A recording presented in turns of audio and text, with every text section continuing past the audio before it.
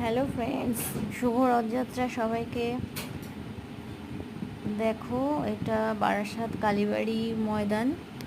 এখান থেকে রথ বেরোচ্ছে। এই রথটা যাবে এখন পাইনিয়ার পার্ক। তো এটা অনেক প্রচুর ভিড় হয়েছে। দেখো, কাছে যেতে পারছি না, দূর থেকে ভিডিও করেছি।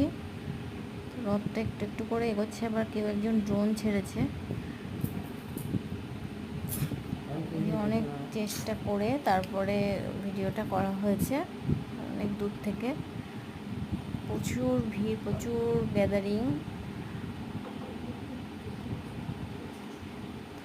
তো যতটা পেরেছি ভিডিওটা করার চেষ্টা করেছি। রথের নিজে জগন্নাথ, বলরাম, সুভদ্রা রথে করে এগোচ্ছেন একটু একটু করে।